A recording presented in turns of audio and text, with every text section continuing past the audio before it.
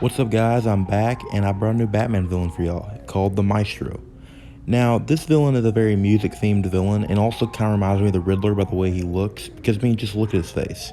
But he also very much reminds me of the Music Maestro at the same time, as both villains are musical-themed villains whose Batman have fought. Now, the thing about Maestro is, I really did not know about him until I ran into him in Detective Comics in the new recent run that is really, really cool. But the guy's name is Penn Cardine, and turns out Cardine first appeared in Batman 149 in a story in the beginning called The Maestro of Crime. And we open our story with, of course, Penn Cardine, who is reading the morning newspaper, who has been given a very bad review on his concert. So he decides to start a crime spree, and the first thing he does, he goes to a piano recital and plays where he's not supposed to, where Bruce and Dick Grayson are watching. He then leaves a note for Commissioner Gordon to give a clue to his next crime. So Batman and Robin decide to go see a professional on this, who tells them, hey, that note he played at the recital was also something from the book The Looking Glass, or, something like that. It was a piece. So they go to this place called the Palace of Glass, where, of course, the Maestro is committing a crime. And the way he's doing it is he's causing the glass shards in the dome to break from the frequencies playing. And they start falling on people, and they end up robbing the place. Well, Batman and Robin try to stop him.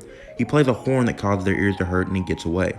Well, it turns out this horn is the same type of noise as wagons, so they go to the Gotham Wild West parade, where, of course, the Maestro is striking once again, this time using circus animals to attack Batman and Robin, and then causes the float to deflate on them after he shoots it with a harp by using arrows. After the parade float deflates on Batman, Robin, and Sparrow, or the music guy, Batman is stumped on what to do now, as the Maestro didn't leave a clue this time.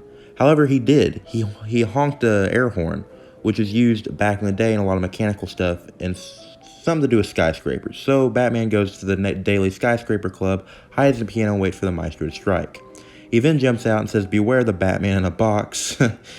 Let's be honest here, folks. It's the 60s. I don't know what you expected. Comics Code Authority. But anyway, Batman beats the Maestro, and the Maestro is put behind bars. And that was the last we'd see the Maestro for a very long time. While Maestro wouldn't appear for a very long time, there would be other characters that would show up that sound very similar to him, like characters known as the Mad Maestro, which I can go over in another video if y'all would like, but he was a Justice League villain.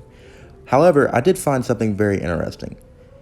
Now, if anyone watched the Batman the Animated Series, you know it was an awesome show, and recently I got my hands on the Screenwriter's Bible for that show, where I found out there were a lot of scrapped stories that they didn't do, and some of them included villains like Gentleman Ghost, Calendar Man, and the Architect. Now, I'd like to go over one of the episodes which involves someone called the Mad Maestro, which could be about Penn Cardine or it could have been about the Justice League villain Mad Maestro.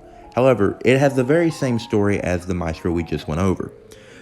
Basically, the story was that when the lights come on at the Gotham Opera Hall, the wealthy audience finds all their valuables stolen. Among the audience is Bruce Wayne, and soon the Batman is pitted against the Mad Maestro, whose composition have recently been rejected by the Gotham Musical Academy, a musical reign of terror from his hidden lair in the Gotham Opera House, which sounds very similar to the Phantom of the Opera, which makes me think maybe they were going to reinvent his character, like they did for, of course, everyone's now favorite villain, Mr. Freeze.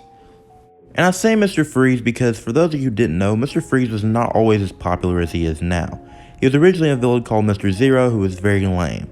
That wasn't until the great Paul Dini and Bruce Timm got their hands on the character, and revitalized and reinvented the character in the very now famous Batman episode, Heart of Ice. So I feel like it would be interesting to see what they could have done with Maestro if they had got their hands on him. I feel like it would be very Phantom of the Opera-esque, which I think would be very cool to see, but he'd have a more villainous comic book look to him. Finally, the Maestro would make his grand return in the new Detective Comics arc that's currently ongoing, and in this story you have Batman, who at the very beginning, doing his thing, protecting the streets of Gotham, when he comes across these dudes who are smuggling something. So he goes to investigate what they're smuggling. And he ends up getting in a fight with the guys, and it gets really strange really quick, because when he's fighting one of the guys, this weird music starts playing. And the head of the group, I think it's Bruno Maroni, someone related to Sal Maroni, just completely transforms into this creature. It looks like some type of demon or something. So, of course, Batman fights this, but it's very odd because Batman has a lot of trouble with this guy.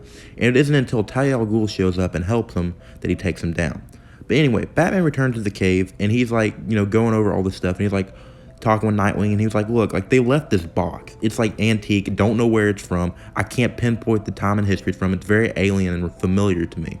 But Batman ends up falling asleep and he has this dream of this bat demon. And the bat demon says Barbados. Now, for those who don't know, Barbados is the bat god of the dark multiverse. He was once this dragon used by the World Forger to destroy the decaying worlds until he decided to turn on his master and kill him and take over the dark multiverse. Finally, Bruce wakes up from his dream and he comes awake to the sound of music coming from the box, revealing that this box they were smuggling was an old ancient music box. Eventually, Bruce starts running out of leads, so he decides to go to the one man he knows everything about music. And so he goes to Blackgate Penitentiary, where we're introduced to this version of the Maestro, who's very Hannibal Lecter-esque. That Batman talked about how genius he is, how he can play piano notes like no other person, like impossible notes. So he shows up, and the Maestro's like, "So why are you here?" And Batman's like, "I need your help." He's like, "Why would I do that?" And Batman's like, "Well, the doctors, they say your hearing is failing, and I have something you might want to hear." And so he gives them the box, and then Maestro listens to it. And Maestro's like, "I've never heard anything like this. This is something that they call black noise. They also call the devil's interval. It's something that they theorize could change people." And he's like, "But do you think it's true?"